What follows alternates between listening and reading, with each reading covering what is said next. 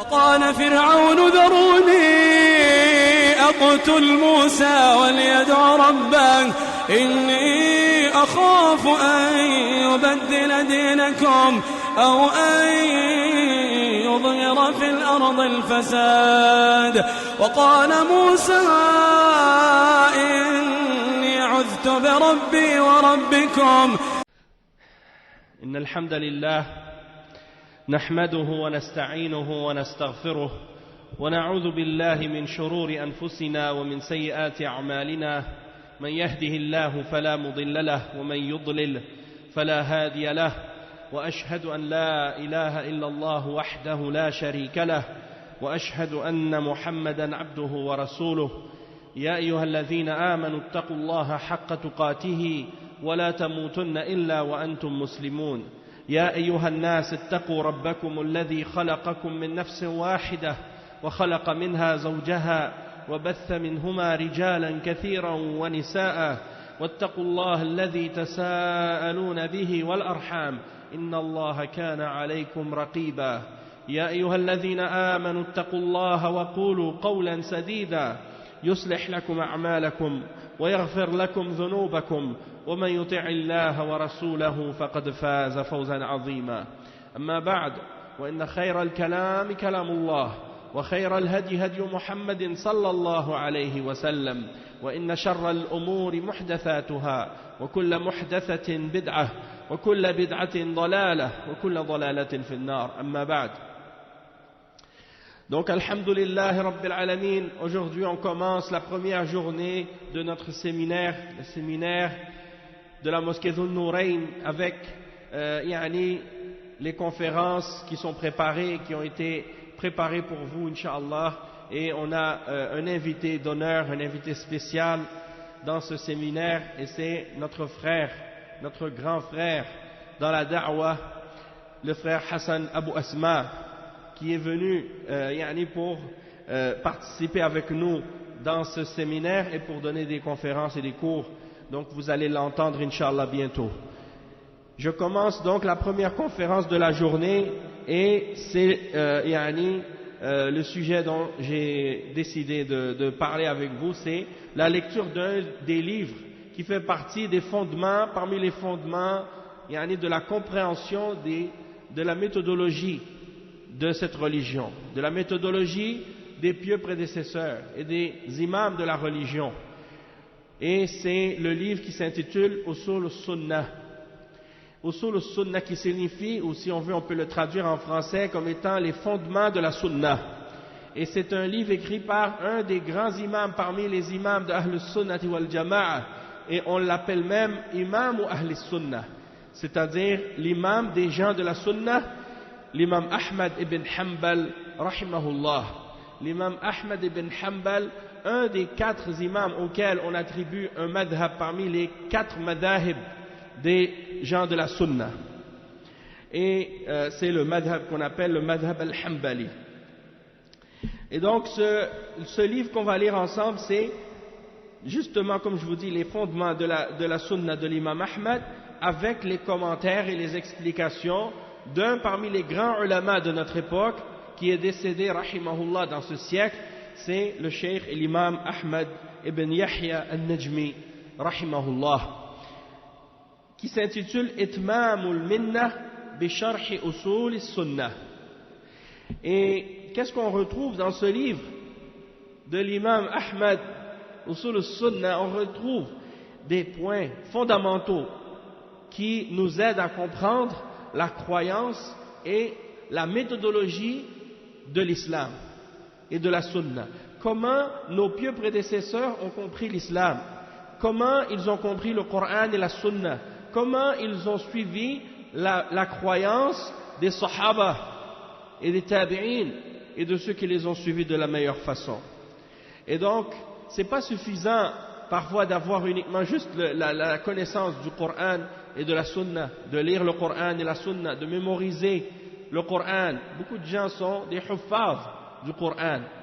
Mais dans l'application, et quand c'est le temps de le mettre en application, ils mélangent entre le vrai et le faux et ils déforment la réalité de la signification de la révélation d'Allah parce qu'ils n'ont pas une méthodologie qui est claire. Ils ne se basent pas sur la méthodologie et la façon dont les salafs, les pieux prédécesseurs, ont compris la religion. Et donc c'est pour cette raison qu'il est important de retourner aux livres et aux écrits de nos pieux prédécesseurs pour savoir justement comment eux, ils ont compris la religion. C'était quoi leur méthodologie dans la compréhension de l'islam, justement pour faire en sorte que leurs œuvres soient protégées de l'erreur et de l'égarement.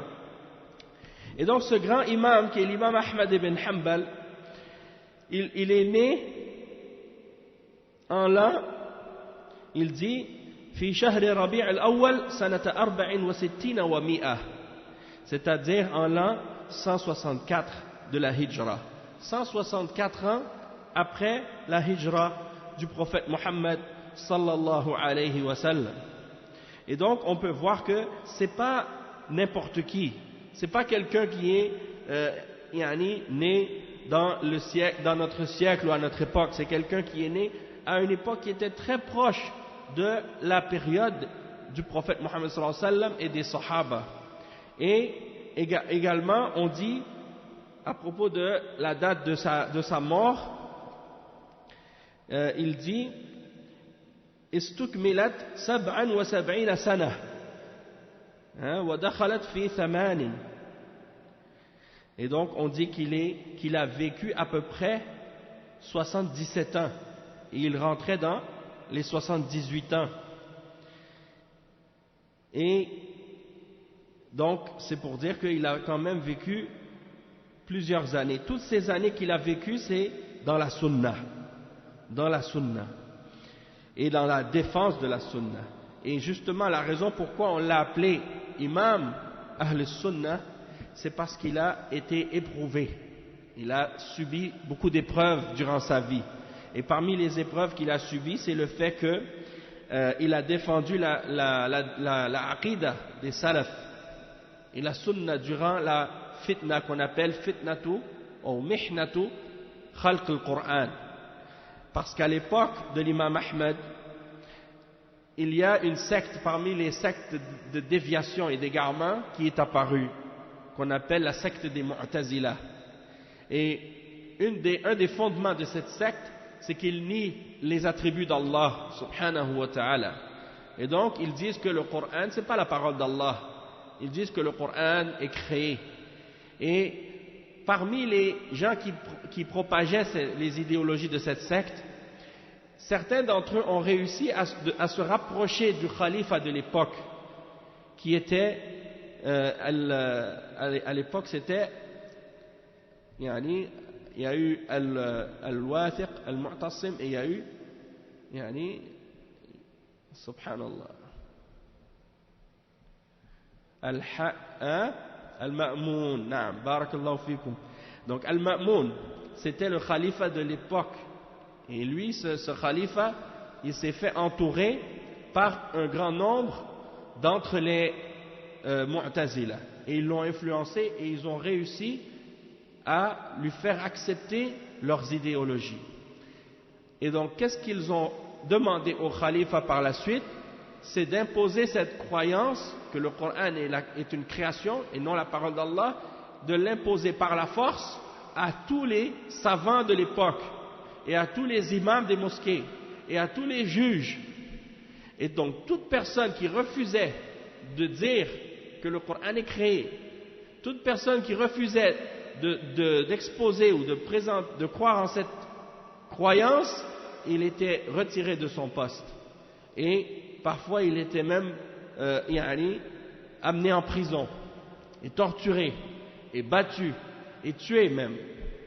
Et donc l'imam Ahmad ibn Hanbal, rahimahullah, fait partie des imams qui ont tenu tête à cette fitna et qui ont résisté à cette épreuve et qui est resté ferme sur la défense de la aqida des salaf salih et de l'affirmation que le Coran est la parole d'Allah et qu'elle n'est pas créée, et que c'est une parole qui est révélée au prophète Mohammed sallallahu alayhi wa sallam par l'intermédiaire de Jibril alayhi salam, et c'est pas une parole qui est créée.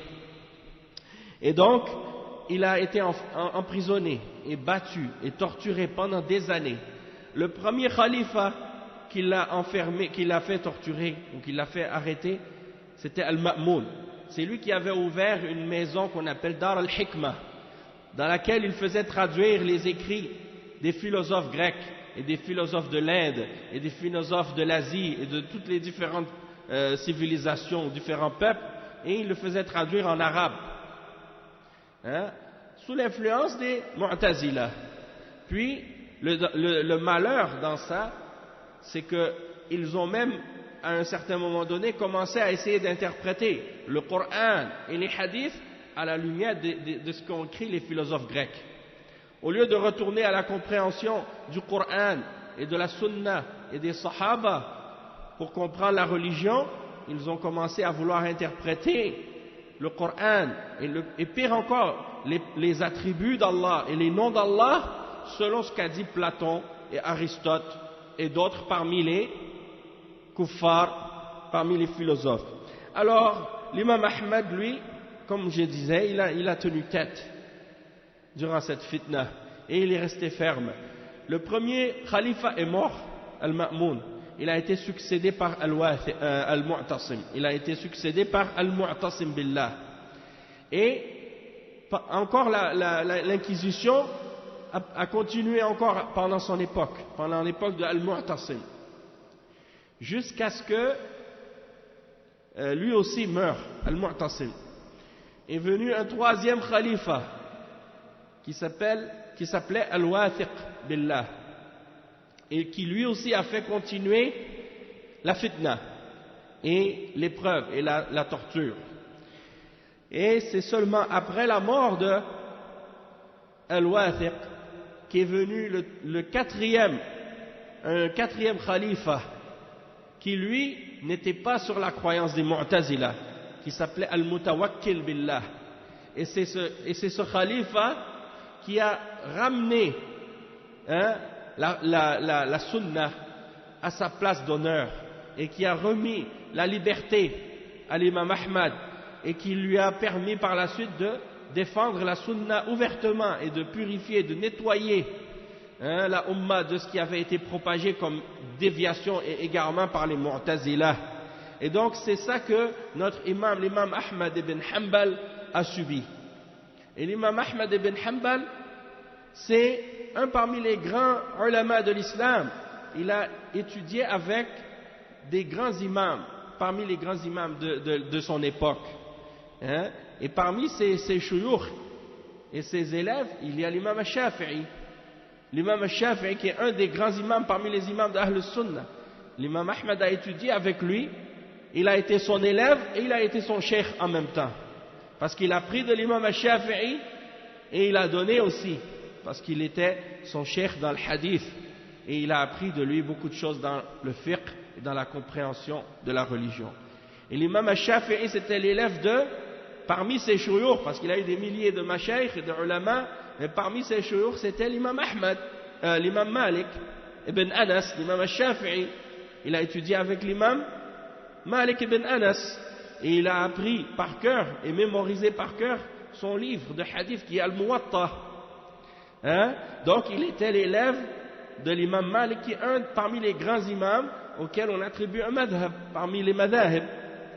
Et l'imam, parmi ceux qui ont également étudié avec l'imam Malik, un des plus grands élèves de l'imam Abu Hanifa, je pense que c'est Muhammad, un des imams, soit Abu Yusuf ou un autre qui s'appelait Muhammad, il a étudié avec l'imam Malik après la mort de Abu Hanifa.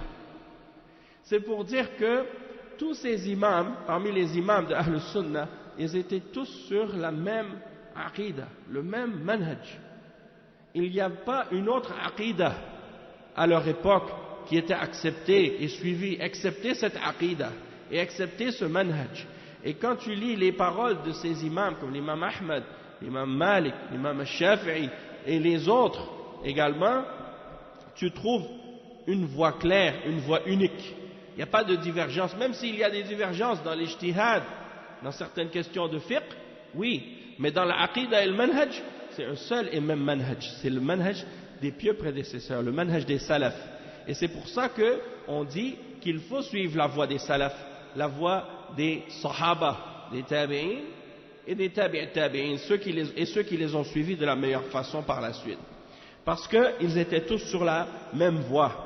Et le prophète Mohammed sallallahu alayhi wa sallam, lorsque Allah subhanahu wa ta'ala a repris son âme, il a laissé les sahaba sur une seule et même aqidah, une seule et même compréhension des fondements de la religion. Et les sahaba ont enseigné cette compréhension et cette méthodologie à leurs élèves, les tabi'in.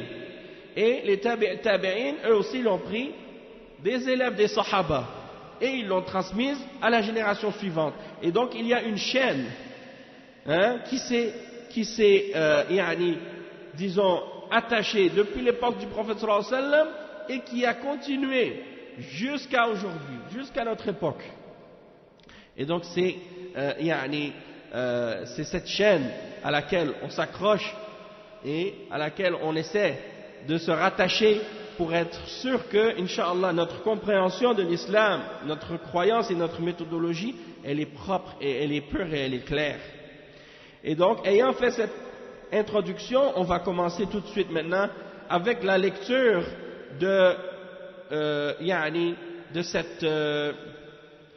cette aqidah, Inch'Allah, et de ce livre de l'imam Ahmed, Inch'Allah.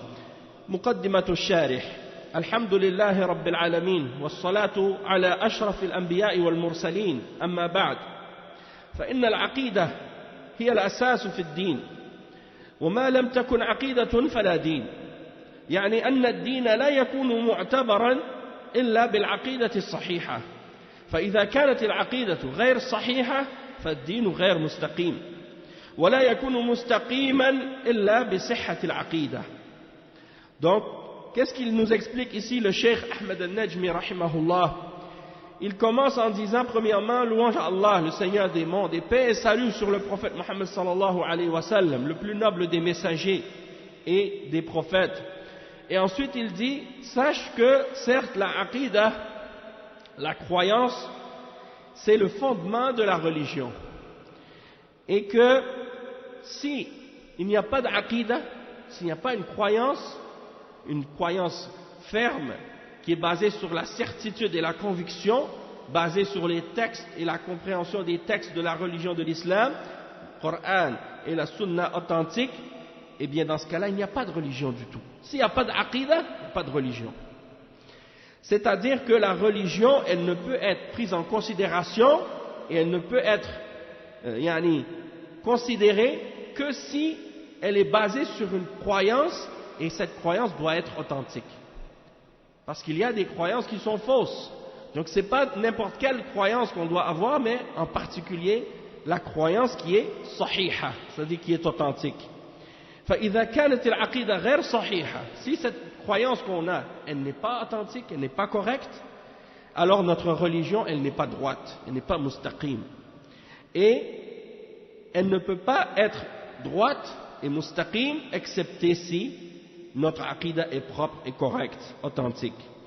ولهذا أمر الله سبحانه وتعالى عباده أن يتبعوا الصراط المستقيم وهو صراط الله التي تضمنها كتابه وتضمنتها سنة رسوله صلى الله عليه وسلم تضمنها عمل الأصحاب بعد رسول الله صلى الله عليه وسلم أشار الله إلى ذلك بقوله وأن هذا صراطي مستقيما فاتبعوه ولا تتبعوا السبل فتفرق بكم عن سبيله كذلك يقول الله عز وجل مادحا أصحاب الاستقامة ومبينا ما لهم إن الذين قالوا ربنا الله ثم استقاموا تتنزل عليهم الملائكة ألا تخافوا ولا تحزنوا وأبشروا بالجنة التي كنتم توعدون نحن أولياؤكم في الحياة الدنيا وفي الآخرة ولكم فيها ما تشتهي أنفسكم ولكم فيها ما تدعون أي ما تطلبون نزلا أي تكرمة وضيافة min ghafurin rahim. Donc, qu'est-ce qu'il explique par la suite, le Cheikh Ahmed al-Najmi, rahimahullah? Il dit que c'est pour cette raison que Allah, subhanahu wa ta'ala, il a ordonné à son serviteur de suivre le droit chemin, et c'est-à-dire la charia d'Allah. La charia d'Allah, c'est-à-dire la révélation d'Allah, la législation d'Allah. Qu'est-ce qu'il a révélé? C'est ça, la charia, ça signifie la législation d'Allah. Parce que pour certains, malheureusement, qui ont une compréhension très limitée de la religion, ils pensent, quand ils entendent le mot charia, tout de suite, ils limitent ce mot à l'application des peines islamiques. Et c'est sûr que les peines de l'islam font partie de la charia, mais c'est une partie de la charia. Dans la charia, il y a premièrement la aqidah, il y a le manhaj, il y a le fiqh, tahara, salat, zakat, hajj, sawm, il y a aussi al-mu'amalat, al-bay', al-zawaj, al-nikah, al-talaq, toutes les autres règles, al-fara'id, al-mirath, toutes ces règles-là, tout ça, ça fait partie de la charia. D'accord? Et quand on parle donc de charia, on parle de toutes ces choses-là ensemble.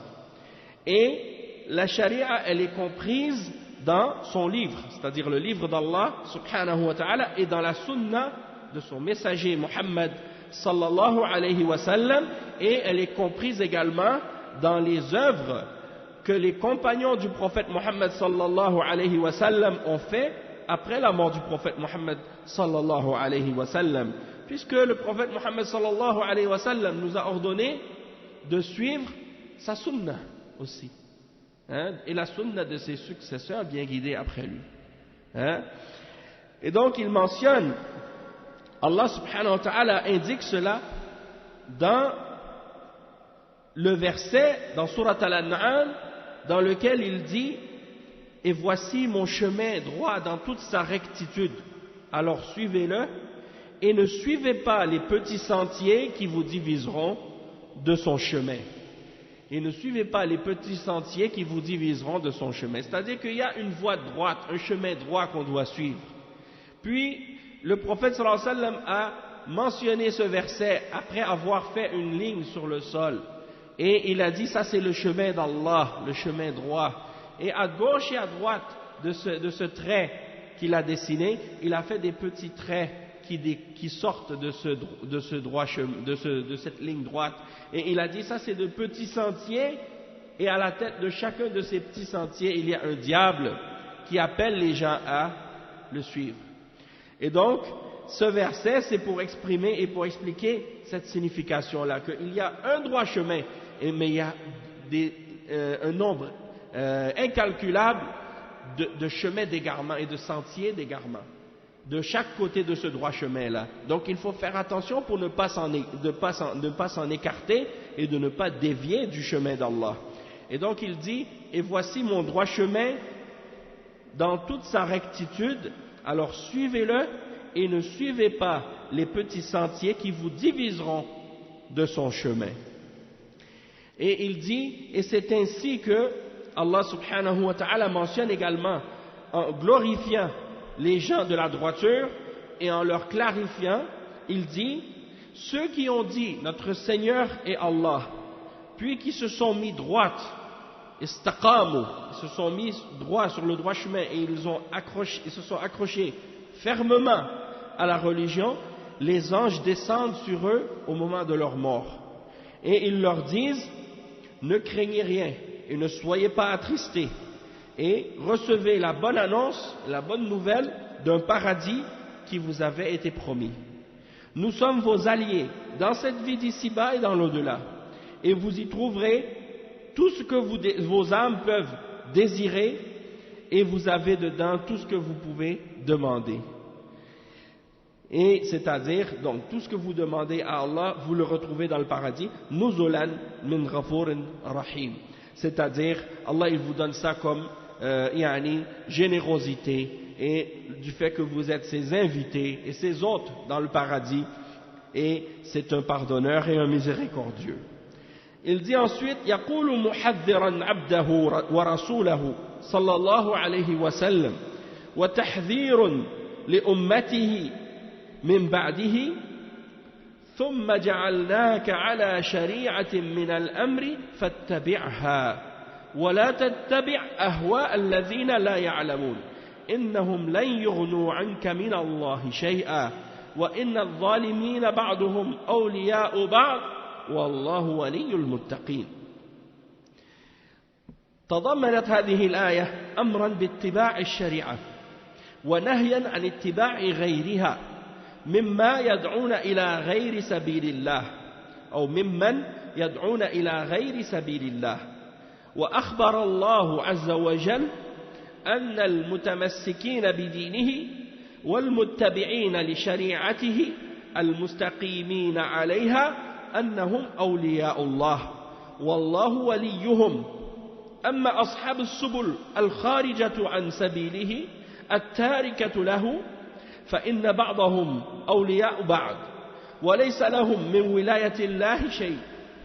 وهذا يتضمن أن يؤخذ بكتاب الله لأنه هو الأصل ويؤخذ بسنة رسول الله صلى الله عليه وسلم لأنها المفسرة لكتاب الله ويؤخذ بما كان عليه رسول الله صلى الله عليه وسلم وما كان عليه أصحابه من بعده.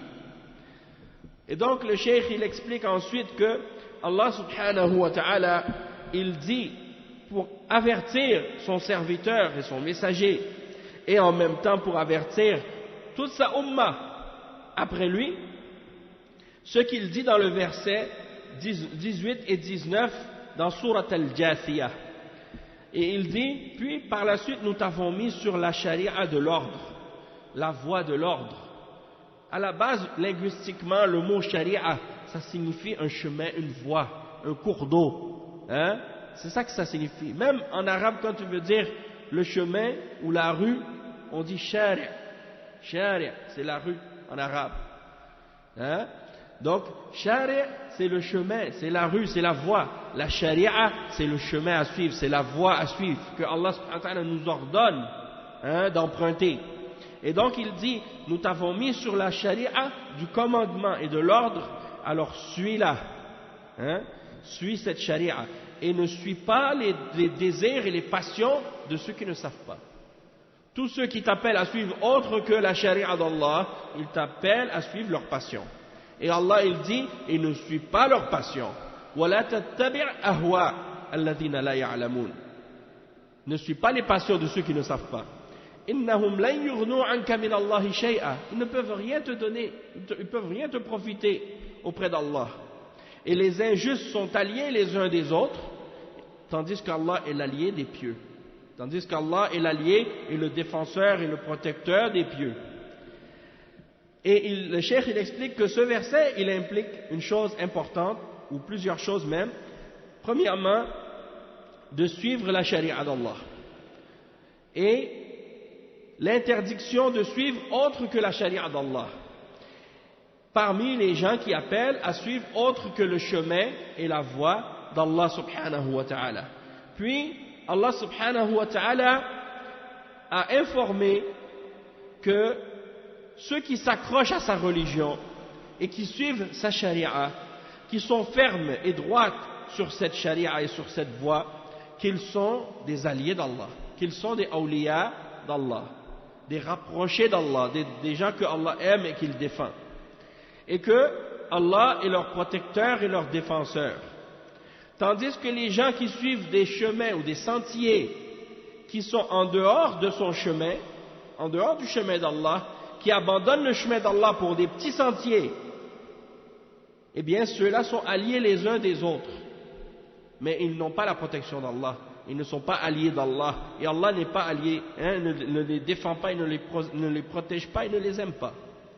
Ils n'ont pas de part dans l'amour et la protection et le rapprochement d'Allah subhanahu wa ta'ala. Et il dit donc que ça implique une chose de notre part, c'est qu'on doit s'accrocher au livre d'Allah subhanahu wa ta'ala, le Coran. Parce que c'est le Coran qui est la base de la religion. pour connaître Allah, pour connaître ses lois, pour connaître son adoration et ainsi de suite. Puis, ensuite, il faut suivre et prendre la sunna du messager d'Allah, sallallahu alayhi wa sallam, parce qu'elle explique le livre d'Allah. La sunna interprète et clarifie et explique ce que Allah dit dans le Coran. Et donc, il faut prendre ce que le prophète Mohammed sallallahu alayhi wa sallam nous a ordonné.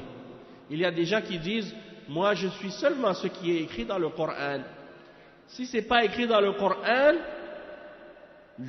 c'est pas obligatoire. Ce qui est obligatoire, ils pensent que c'est seulement ce qui est écrit dans le Coran. Si c'est dans la sunna, c'est mustahab seulement. Pourquoi ils pensent ça? Parce qu'ils mélangent la signification du mot sunna dans le fiqh et de la signification générale du sens de la sunna du prophète Mohammed sallallahu alayhi wa sallam, qui est la voie et la révélation d'Allah et l'ordre que Allah nous ordonne de suivre le prophète Mohammed sallallahu alayhi wa sallam, qui est celui qui transmet la religion et qui ne parle pas selon sa passion et son désir. Donc le prophète Mohammed sallallahu alayhi wa sallam, quand il ordonne quelque chose, c'est comme si Allah l'avait ordonné. Celui qui obéit au messager, il a obéi à Allah. Donc il n'y a pas de différence entre ce que Allah a ordonné dans le Coran et ce que le prophète Mohammed sallallahu alayhi wa sallam a ordonné dans la sunna authentique. C'est la même chose. Sauf que parfois le prophète sallallahu alayhi wa sallam, il dit quelque chose avec la forme impérative qui mentionne que c'est un ordre ou qui clarifie que c'est un ordre, ou bien parfois il mentionne quelque chose avec une menace pour dire celui qui fait ça, il aura tel châtiment ou telle punition. Tu comprends de ça l'obligation. Et s'il interdit quelque chose et il dit celui qui le fait, il aura telle punition, tu comprends de ça l'interdiction. C'est la même chose que ce qui est mentionné dans le Coran. La parole d'Allah subhanahu wa ta'ala, c'est une révélation aussi. Et ça, on va le voir plus en détail dans la suite. Le cheikh, il dit également par la suite, il continue et il dit, donc, il faut prendre ce que le prophète Mohammed sallallahu alayhi wa sallam a donné, a apporté, et ce que suivaient ses compagnons après lui, c'est-à-dire les sahaba. Il dit, قال تعالى فاستمسك بالذي أوحي إليك إنك على صراط مستقيم. Allah subhanahu wa ta'ala, il s'adresse au prophète Mohammed sallallahu alayhi wa sallam, il lui dit, accroche-toi à ce qui t'a été révélé. فاستمسك بالذي أوحي إليك فاستمسك بالذي أوحي إليك إنك على صراط مستقيم. Tu es sur un droit chemin. Allah, il dit à son messager sallallahu alayhi wa sallam, accroche-toi à ce qui t'a été révélé, tu es sur un droit chemin. C'est la confirmation et la certitude que ce que suit le prophète Mohammed sallallahu alayhi wa sallam, c'est le haqq, c'est la droiture, c'est le chemin droit. Si tu veux être sur le droit chemin, tu dois suivre le prophète Mohammed sallallahu alayhi wa sallam. Et ça c'est le verset 43 dans Surat Az-Zukhruf. والنبي صلى الله عليه وسلم يقول في حديث الافتراق افترقت اليهود على 71 فرقة وافترقت النصارى على 72 فرقة وستفترق هذه الأمة على 73 فرقة كلها في النار إلا واحدة. قالوا من هم يا رسول الله؟ قال هم الذين على مثل ما أنا عليه وأصحابي. Il dit, le prophète Mohammed sallallahu alayhi wa sallam a dit dans le hadith de la division, parce que le prophète sallallahu alayhi wa sallam avait prophétisé que sa umma allait se diviser. Et ça fait partie des signes de sa prophétie, que c'est un prophète véridique, et que ce qu'il a annoncé qui allait se produire dans l'avenir, ça s'est produit réellement, puisque la umma s'est réellement divisée, tel qu'il l'avait prophétisé. Il a dit, ma umma va se diviser il a dit premièrement, les juifs se sont divisés en 71 sectes, et les chrétiens se sont divisés en 72 sectes, ou 72 groupes. Et cette umma va se diviser en 73 sectes, ou 73 groupes.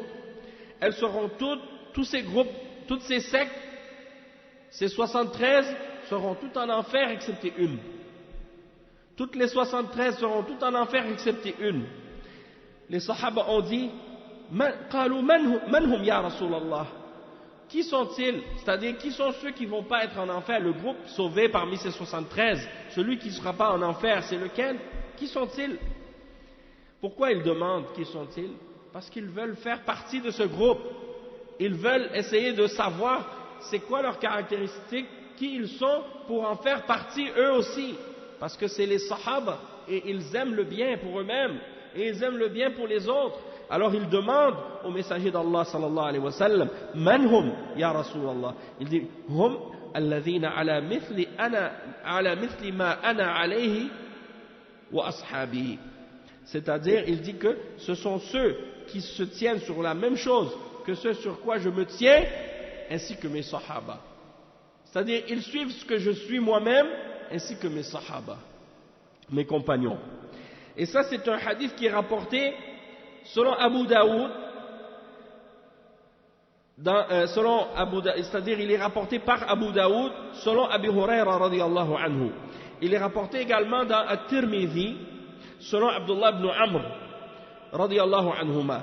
Et Cheikh Al-Albani l'a mentionné et il a dit que c'est un hadith qui est Hassan dans Al-Mishkat Al-Masabih. Donc c'est un hadith authentique. Et ceux parmi les gens de l'égarement détestent ce hadith et ils essaient de mettre des doutes dans le cœur des musulmans au sujet de son authenticité pour suivre leur passion. Parce qu'ils aiment laisser les gens dans l'égarement dans lequel ils sont. Et ils ne veulent pas se fatiguer et dépenser l'énergie et le temps à ramener les musulmans à la bonne croyance et à la aqidah du tawhid et à la sunna du prophète sallallahu alayhi wa sallam et à combattre le shirk et les bid'a. Alors ils veulent laisser tous les groupes dans leur voie et dire on s'unit sur des causes, on s'unit sur des idées, on s'unit sur des projets, on s'unit pour atteindre le pouvoir politique et on laisse de côté nos divergences dans la croyance et nos divergences dans la méthodologie de la religion et dans la compréhension de la religion. On est tous divergents. Il y a parmi nous des Khawarij, il y a parmi nous des Soufis, il y a parmi nous des Shia, il y a parmi nous des Ikhwan, il y a parmi nous des Takfiriyin, il y a parmi nous des modernistes, il y a parmi nous des Mu'tazila ou des Asha'ira, mais c'est pas grave. Il y a parmi nous des Diobandiya, et il y a parmi nous des Brelwiya, et il y a parmi nous des Tijani, Bouchichi, ou je sais pas quoi, et c'est pas grave. On laisse nos divergences de côté, on se concentre sur nos causes et on travaille ensemble dans les choses sur lesquelles on est d'accord. Et ça, c'est le cœur de l'égarement et la base de l'égarement. Alors que le prophète sallallahu alayhi wa sallam a dit que les 73 sectes, elles sont toutes en enfer excepté une. Excepté une seule. Alors ce hadith les dérange parce que ça veut dire non, on ne peut pas accepter toutes les divergences et faire semblant que c'est pas grave. Il y a une question ici, très grave, c'est le paradis et l'enfer. Il y en a 73 qui vont en enfer excepté une, pas toutes. Et donc il faut distinguer entre le haqq et le batil. Il faut distinguer entre celle qui est là sur la vérité et celle qui est sur le faux. Sinon, on ne va pas tous aller au paradis. On ne va pas tous être sauvés et sur la voie de la guidance. Mais aussi, il faut comprendre, juste en passant, que si le prophète sallallahu alayhi wa sallam dit que ces 73 sectes, elles sont toutes en enfer excepté une, ça ne veut pas dire qu'elles sont toutes mécréantes excepté une. Parmi les déviations et les égarements de ces différentes sectes, il y a des égarements qui sont du kufr ou du shirk majeur, et ces groupes-là, il n'y a pas de doute que ceux qui sont dans le kufr et dans le shirk majeur, oui, ils méritent l'enfer éternel. Mais ceux qui sont dans du kufr asghar ou du shirk asghar, c'est-à-dire du shirk ou du kufr mineur, ou des bid'a qui ne font pas sortir de l'islam, ou des péchés parmi les kaba'ir, ceux-là, même s'ils rentrent en enfer, ils ne vont pas y demeurer éternellement. Puisque toute personne qui a une graine de moutarde de foi, il ne va pas rester éternellement en enfer. Et il va sortir de l'enfer par la shafa'a, soit du prophète sallallahu alayhi wa sallam ou la shafa'a des prophètes ou des salihin, à condition qu'il n'a pas commis de shirk akbar ou de kufr akbar. D'accord? Mais c'est quand même, il est sous la menace. ça veut dire huwa tahta al-wa'id. Il est sous la menace de ce hadith quand il est dans une voie parmi les voies de l'égarement. Et c'est ça le danger. Et c'est ça qui déplaît à ces gens de déviation et d'égarement, parce qu'ils ne veulent pas dire à des différents groupes que vous êtes sous la menace de l'enfer si vous ne quittez pas vos innovations et vos égarements. Après, le cheikh il dit إذن فالنجاة مضمونة لمن سار على كتاب الله وعلى سنة رسول الله صلى الله عليه وسلم وعلى نهج الصحابة الذي كانوا عليه بعد نبيهم صلوات الله وسلامه عليه وعليهم وعلى طريقة أهل الأثر. إذا أطلق أهل الأثر فالمراد بهم أصحاب الحديث لأنهم لا يعرف الحق من الباطل والصواب من الخطأ إلا بالحديث ولا يعرف عمل الصحابة إلا بالحديث. فأهل الحديث هم القائمون على الحق، وإذا ضل الناس وهم مستمسكون به إذا تركه الناس وهم المستمسكون به إذا تركه الناس. ولهذا يقول الإمام أحمد رحمه الله إن لم يكن أهل الحديث أولياء الله فلا أدري من هم.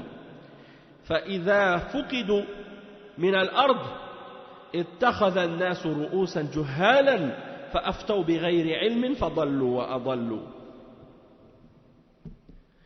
يعني هذا الكلام للإمام أحمد في أخرجه الإمام الحاكم في معرفة علوم الحديث عن الإمام أحمد بن حنبل. وقد سئل عن معنى الحديث لا يزال طائفة أو لا يزال ناس من أمتي منصورين لا يضرهم من خذلهم حتى تقوم الساعة. فقال إن لم تكن هذه الطائفة المنصورة أصحاب الحديث فلا أدري من هم. C'est-à-dire, on va traduire donc cette explication que le cheikh a donnée.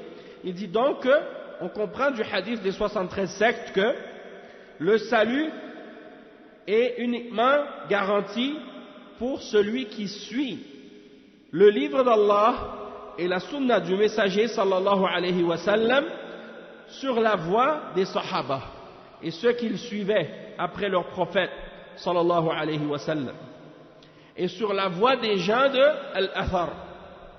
Et Al-Athar, quand on parle des gens de Al-Athar, Al-Athar on peut traduire par la narration. C'est soit la narration du prophète, les hadiths du prophète Mohammed sallallahu alayhi wa sallam, on peut les appeler Athar, le pluriel c'est Athar, hein? Et on peut aussi appeler Athar les paroles et les narrations des paroles des Sahaba et des Tabi'in, on l'appelle aussi Athar. Donc des fois vous lisez dans des livres des paroles des Sahaba et des Tabi'in, les ulama appellent ça des Athar, hein? Donc c'est des narrations, et on appelle les gens qui s'accrochent aux hadiths et aux paroles des Sahaba et des Tabi'in, des ulama et des imams de la religion, on les appelle Ahlul Athar, comme on les appelle aussi Ahlus Sunnah, comme on les appelle aussi Ahlul Hadith, comme on les appelle aussi As-Salafiyoun. Tout ça sont des synonymes pour désigner un seul et même groupe, c'est-à-dire ceux qui s'accrochent à la révélation d'Allah, qui s'accrochent au Coran et à la Sunna selon la compréhension des pieux prédécesseurs. Et qu'est-ce qu'on veut dire par Ahlul Hadith? C'est justement le groupe victorieux que le prophète Mohammed sallallahu alayhi wa sallam a mentionné dans le hadith qu'on va citer tout à l'heure. Parce qu'il dit qu'on ne peut pas connaître la vérité de ce qui est faux, on ne peut pas connaître ce qui est correct de ce qui est erreur, excepté en suivant ou en connaissant le hadith. Et on ne peut pas connaître l'action des Sahaba et qu'est-ce qu'ils ont fait comme religion, excepté en suivant le hadith. Et donc, les gens qui s'accrochent et qui se tiennent sur la vérité, lorsque les hommes s'égarent, et lorsque les gens abandonnent la vérité, eux, ils restent accrochés à la vérité, ce sont les gens du hadith. On les appelle aussi al-ghuraba, les étrangers, hein, ceux qui viennent à la fin des temps. Il reste accroché à la vérité alors que le reste des gens s'égarent.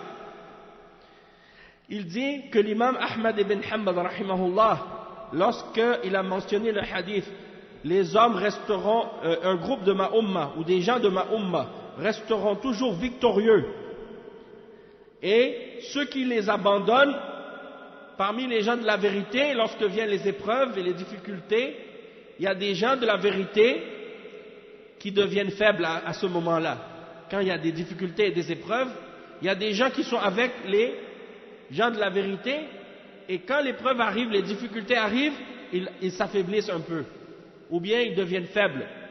Alors, ils abandonnent les gens de la vérité à ce moment-là, et ils disent, moi, je ne peux pas parce que c'est trop dur pour moi maintenant.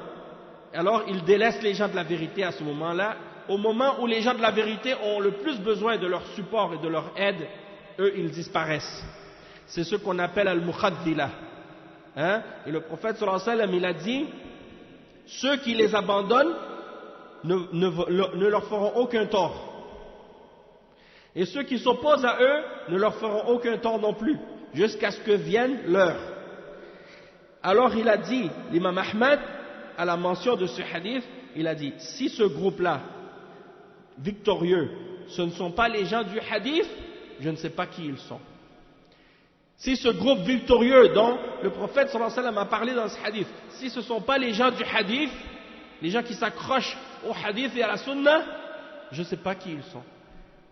C'est pour dire que ce sont eux qui sont les gens du hadith. Alors, qu'est-ce qu'il explique par la suite? Il dit que فَعَلَيْكُمْ يَا طُلَّابَ الْعِلْمِ. Il dit فإذا فقدوا من الأرض اتخذ الناس رؤوسا جهالا فأفتوا بغير علم فضلوا وأضلوا. C'est-à-dire que lorsque les gens de la sunna et du hadith disparaissent et qu'ils n'existent plus sur la terre, il dit à ce moment-là, qu'est-ce qui arrive? Les hommes prennent des ignorants comme chefs ou comme référence. Et ils vont vers les ignorants pour leur poser des questions, et ces ignorants vont répondre et donner des verdicts religieux sans science. Alors ils vont s'égarer eux-mêmes et ils vont égarer les autres avec eux. Et ça, c'est un hadith qui est rapporté selon Abdullah ibn Amr ibn al-As radiyallahu anhu du prophète sallallahu alayhi wa sallam, qui mentionne qu'à la fin des temps, Allah, il enlève la science. Il n'enlève pas la science en retirant la science de la personne, en l'enlevant de son cœur, après qu'il l'ait apprise. Non, il enlève la science par la mort des savants. Il fait mourir les savants, les uns après les autres, jusqu'à ce qu'il ne reste plus de savants. Alors qu'est-ce qui arrive par la suite? C'est les ignorants qui en profitent, et les gens les mettent à la tête, et ils leur posent des questions sur la religion, et ils s'égarent et ils égarent les autres. Et cette situation-là, elle représente très bien la réalité dans laquelle nous sommes, nous, en particulier au Canada ou en Amérique du Nord ou en Europe, loin des pays musulmans et loin des ulama, si on ne retourne pas aux hommes de science et aux savants. Parce que malheureusement, parfois, c'est ça ce qui se passe. Beaucoup de musulmans parmi les gens de la masse, eh bien, ils ne connaissent pas parfois qui sont les ulama de l'islam à notre époque. Et les gens de bid'a parmi les hizbiyin et les différents groupes de différentes tendances à notre époque, ils font tout ce qu'ils peuvent et tout ce qui est en leur pouvoir pour mettre entre les gens et les ulama des barrières, pour que les musulmans ne connaissent pas qui sont les ulama, pour que les musulmans, quand ils ont des questions ou des divergences ou des problèmes, au lieu de retourner aux ulama, ils demandent à leur tête parmi les groupes et les gens de la hizbiyya et de la bid'a. Et c'est ça le grand malheur, d'être éloigné des ulama. Et l'éloignement des ulama, c'est pas seulement physiquement. Quelqu'un peut être très proche dans un pays où il y a des ulama et vivre très proche des ulama, mais parce qu'il est éloigné des ulama dans son cœur, à cause des bid'a, des shubuhat et des passions, malgré qu'il est proche d'eux, et il est à proximité des ulama, il ne profite pas des ulama. Et il ne connaît pas les ulama. Pourquoi? Parce qu'il y a encore là une barrière entre lui et les ulama, malgré qu'il est près d'eux. Nasallallahu al-afiyah. Et le cheikh, il explique et il dit فَعَلَيْكُمْ يَا طُلَّابَ الْعِلْمِ بِطَرِيقَةِ أَهْلِ الْحَدِيثِ لِتَتَفَقَّهُوا فِي الدِّينِ ولتتعلموا العقيدة الصحيحة التي يرضى الله على عباده باتباعها ولا تحيدوا عنها يمنة ولا يسرة فإن الحياد عنها ضلال وهلكة. Il dit donc, ô vous, ceux qui recherchez la science parmi les tullab al-ilm, accrochez-vous à la voie des gens du hadith et cherchez la compréhension de votre religion pour apprendre la bonne croyance qui plaît à Allah et que Allah a agréé et qu'il a agréé pour ses serviteurs de la suivre. Et ne vous tournez pas ni à gauche ni vers la droite pour vous égarer, parce que si vous vous égarez, si vous vous détournez quoi que ce soit de ce chemin droit, vous êtes dans l'égarement et dans la perdition. Il dit ensuite وَاسْأَلُوا اللَّهَ دَائِمًا أَنْ يُلْهِمَكُمْ رُشْدَكُمْ وأن يريكم الحق حقا ويرزقكم اتباعه ويريكم الباطل باطلا ويرزقكم اجتنابه وأن لا يجعله ملتبسا عليكم فتضلوا. هذا هو الصراط المستقيم الذي أمر الله عباده أن يسألوه الهداية إليه في كل ركعة من صلاتهم. Donc le cheikh il dit, et demandez à Allah, demandez toujours à Allah subhanahu wa ta'ala qu'il vous inspire votre orientation et votre guidance, votre droiture, et qu'il vous fasse voir la vérité comme étant vraie, et qu'il vous donne le succès de le suivre, et qu'il vous fasse voir le faux comme étant faux, et qu'il vous donne le risque de vous en écarter lorsque vous avez compris que c'est quelque chose de faux. Et qu'il ne fasse pas que les questions de la religion deviennent confuses pour vous, et que vous vous égariez par la suite à cause de cela. Il dit, voilà le droit chemin que Allah subhanahu wa ta'ala ordonne à ses serviteurs de lui demander la guidance vers celui-ci dans chaque rak'a de la salat qu'il fait. إذ إن الله عز وجل أوجب على لسان رسوله قراءة سورة الفاتحة في كل ركعة وجعلها شرطا في صحة الصلاة. Il dit parce que Allah subhanahu wa ta'ala a ordonné par la langue de son messager de réciter surat al-Fatiha dans chaque rak'a, et il a fait de cette récitation une condition pour que la prière soit valable. وهذه السورة قد تضمنت أمورا وسنرى هذه الأمور في الجلسة القادمة إن شاء الله من قراءة هذه الرسالة، ونتوقف عند هذا الحد إن شاء الله. بارك الله فيكم وجزاكم الله خيرا، وصلى الله وسلم على نبينا محمد وعلى آله وصحبه أجمعين. Et donc on va s'arrêter ici pour l'explication de cette parole de l'introduction du livre, et on continuera à la prochaine intervention Inch'Allah avec qu'est-ce que comprend la sourate al-Fatiha, un petit résumé pour savoir qu'est-ce que comprend comme guidance sourate al-Fatiha avant de commencer dans le cœur du sujet qui est l'explication de les fondements de la sunna de l'imam Ahmad. سبحانك اللهم وبحمدك أشهد أن لا إله إلا أنت أستغفرك وأتوب إليك والسلام عليكم ورحمة الله وبركاته.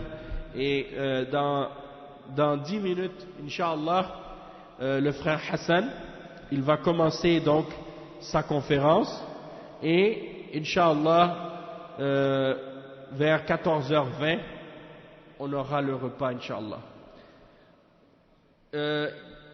Non, 16h20, oui. 16h20, pardon.